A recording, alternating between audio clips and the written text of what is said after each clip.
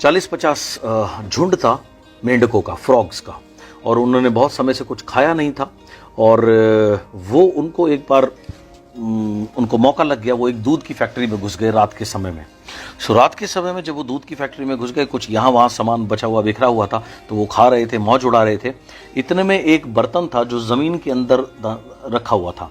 सो उसमें दूध था, आधा दूध रखा हुआ था उसमें। उसके आसपास मुंडेर पे बैठ करके लगभग 12 मेंढक उसको चाट रहे थे, और चाटते चाटते वो उसके जैसे ही हल्का सा भूकंप हुआ और वो उसके अंदर गिर गए।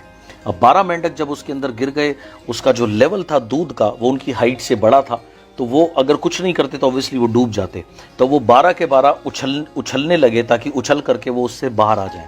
लेकिन वो अपनी पूरी कोशिश करने के बाद भी दूध के लेवल से थोड़ा सा ऊपर जाते, उसके बाद वापस उसमें गिर जाते, क्योंकि वहाँ उनके पास दूध, हम सभी जानते हैं, लिक्विड होता है। तो उस पर वो जैसे ही बैठते फिर नीचे डूबने लगते। कोई भी मुंडेर नहीं थी, कुछ नहीं था उससे बाहर आने के लिए।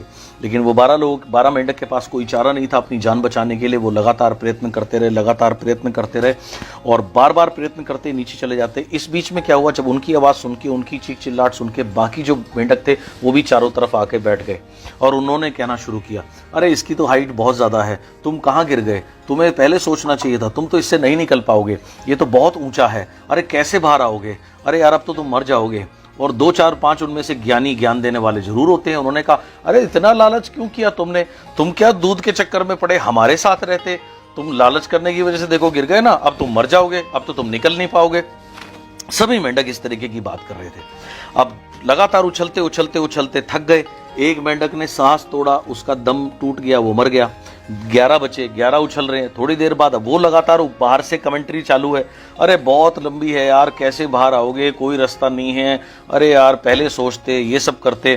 तो 11वें मेंढक ने दम तोड़ दिया। अब 10 बचे, 10 में से 9, 8, 7, 6, 5, 4, 3, लास्ट में 2 ही बचे। अब 2 के में भी उछलते उछलते बेचारा वो भी मर गया। अब एक मेंढक बचा बिल्कुल लास्ट में। तब तक वो अपने पूरी 100% क्या 1000% एफर्ट कर रहा था, और वो बाहर वाले बोल रहे थे, अरे यार इतने मर गए, अब तेरा भी काम होने वाला, अब तेरा भी नंबर आने ही वाला है। लेकिन वो नहीं माना, वो पता नहीं अजीब किस्म का मेंढक था। वो लगा रहा, और इतनी देर से जो इतने सारे मेंढक कूदे कादे, उसकी वजह से, लगातार हिलने की वजह से जो मिल्क था वो सॉलिड फॉर्म लेने लगा, वो मक्खन में कन्वर्ट होने लगा। तो उस मेंढक ने जब छलांग लगाई, वो ऐसे बैठा। इस बार वो अंदर जाने के बजाय गिरा नहीं, वो थोड़ा सा अटकने लगा।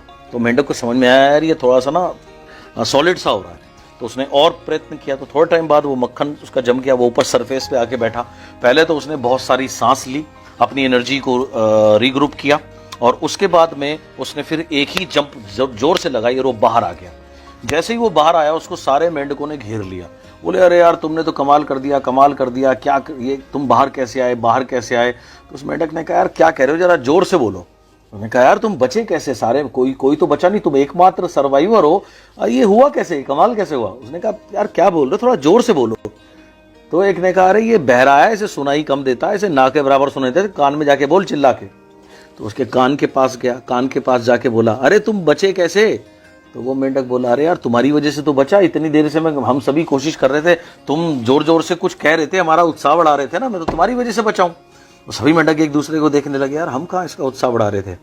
तो उसमें से एक बोला, अरे हम उत्साह थोड़ी बढ़ा रहे थे, हम तो तुम्हें कह रहे थे यार कि ये तो बहुत मुश्किल है, तुम नहीं कर पाओगे। वो बोले, अरे यार बचपन से ना मेरे अंदर एक डिफेक्ट है, मुझे सुनता कम है। तो तुम पता नहीं क्या कह रहे थे, मुझे तो ऐसा लगा तुम मुझे इनकरेज कर रहे हो, जिसकी वजह से मुझे लगा कि तुम जो कह रहे हो तो मैं करके दिखाऊंगा, और मैं बच गया। सो अब मेरा सवाल आपसे ये है, आप कौन से मेंढक होना चाहोगे अपने जीवन में, वो मेंढक जो मर गए, या वो मेंढक सर्वाइवर मेंढक, जो चैंपियन मेंढक। अगर आपको चैंपियन मेंढक बनना है तो इस चैंपियन मेंढक की तरह आपको बहरा भी होना पड़ेगा। जानते हैं, आपको किसी की आवाज़ सुनाई नहीं देनी चाहिए, बिकॉज हर दूसरा आदमी बोलेगा तुम ये नहीं कर सकते, ये तुमसे नहीं होगा, ये तेरे बस की नहीं है। हाँ, बड़ा आया मर्सिडीज़ में चलने वाला, अबे ऐसी कंपनियां बहुत आती हैं, बहुत जाती हैं, अरे शुरू में जो आए उन्होंने कर लिया, तेरे से नहीं होगा, अरे ये नहीं होगा, अब तो देख, अब तो ये हो जाएगा, अब तो वो हो जाएगा। अब इनकी अगर आप बात सुनोगे तो मतलब you can never achieve anything, you can never become anything. मैंने कहा ना, आपको सिर्फ 2 लोगों की बात सुननी चाहिए, एक अपने बिग मी की और अपने रियल मेंटर की।